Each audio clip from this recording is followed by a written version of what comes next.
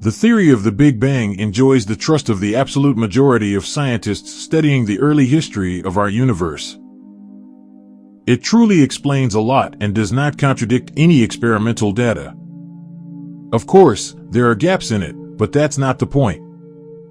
Not long ago, it was challenged by a new cyclic theory, the foundations of which were developed by two extraordinary physicists, Paul Steinhardt, the director of the Princeton Institute for Theoretical Science, and Neil Turok, the director of the Perimeter Institute for Theoretical Physics in Canada. According to the commonly accepted cosmological concept of the Big Bang Theory, our universe arose from an extreme state of the physical vacuum generated by a quantum fluctuation. In this state, there was no time or space, or they were entangled in a space-time foam, and all fundamental physical interactions were merged together, but then they separated and gained independent existence. First came gravity, then the strong interaction, followed by the weak and electromagnetic forces.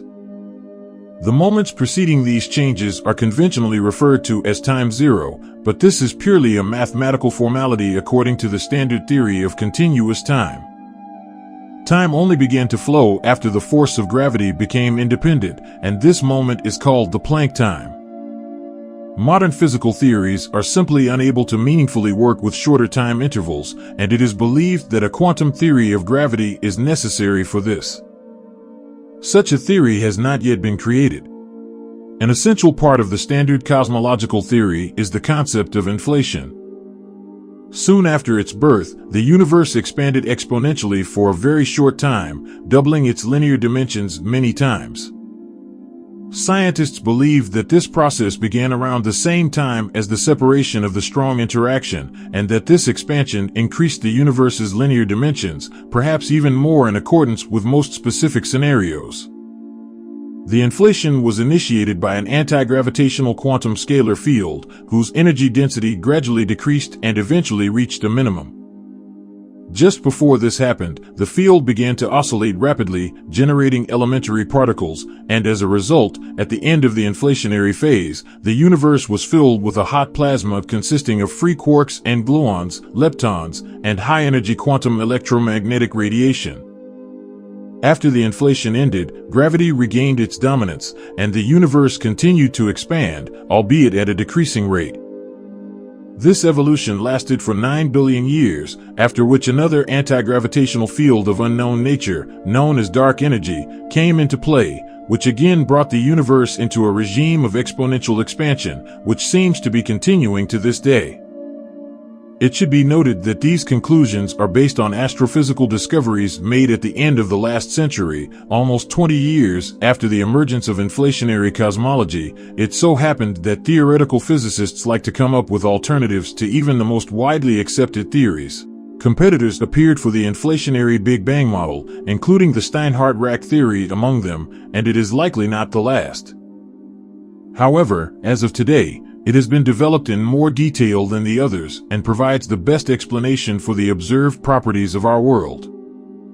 It has several versions, some based on the theory of quantum strings in multidimensional space, while others rely on traditional quantum field theory. The former approach provides more visual images of cosmological processes, so we will focus on it.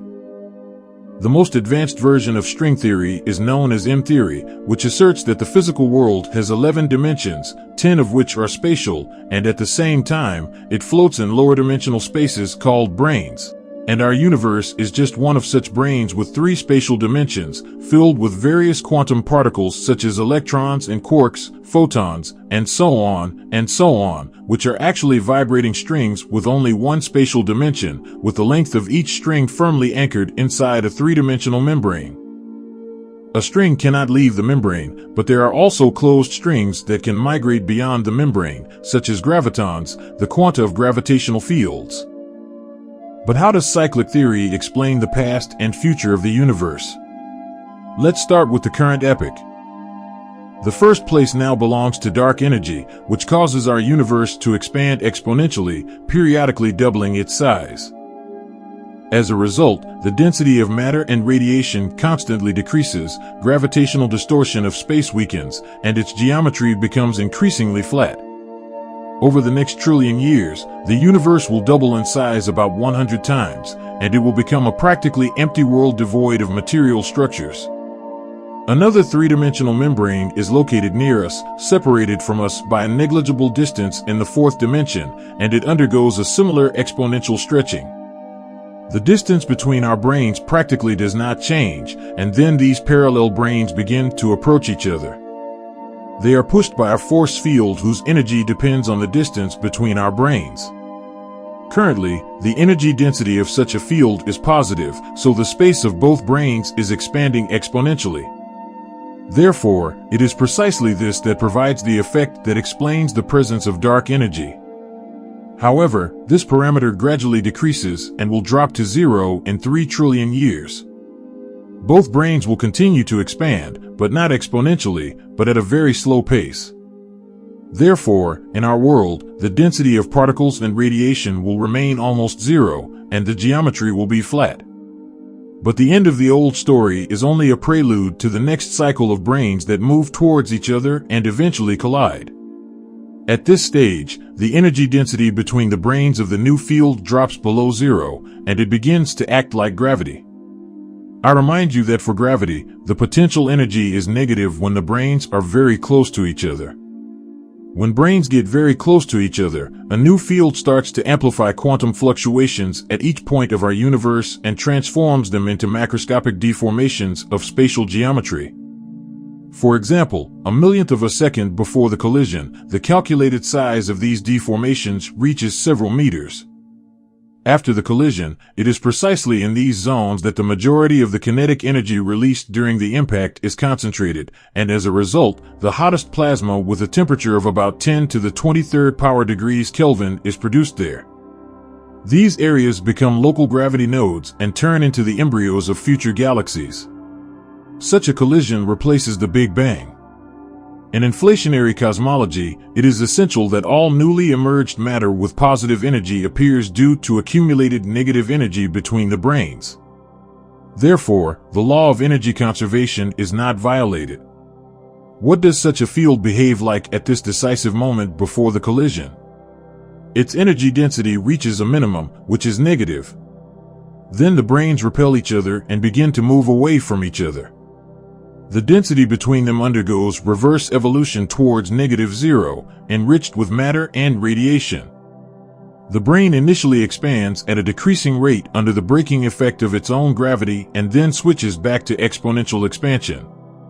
The new cycle ends in the same way as the previous one, and so on ad infinitum. The cycles preceding ours took place in the past. In this model, time is continuous, so the past exists beyond the 13.7 billion years that have passed since the last enrichment of our brain with matter and radiation. Did they have any beginning at all? The theory is silent. The cyclical theory explains the properties of our world in a new way. It has a flat geometry because at the end of each cycle, it expands immeasurably and only slightly deforms before the start of the next cycle. Quantum fluctuations that become the precursors of galaxies arise chaotically but uniformly on average, so cosmic space is filled with pieces of matter, but on very large distances it is quite homogeneous. The cyclic theory exists in several versions, but one thing remains unchanged. There is no moment of the world's beginning, no singularity, only periodic phases of intense matter and radiation creation, each of which, if desired, can be called a Big Bang. But any of these phases signifies the emergence of a new universe, only a transition from one cycle to another, and space and time exist before and after any of these cataclysms. Therefore, it is quite legitimate to ask what was the situation 10 billion years before the last Big Bang, from which the history of the universe is counted. The second key difference is the nature and role of dark energy in the cyclic theory.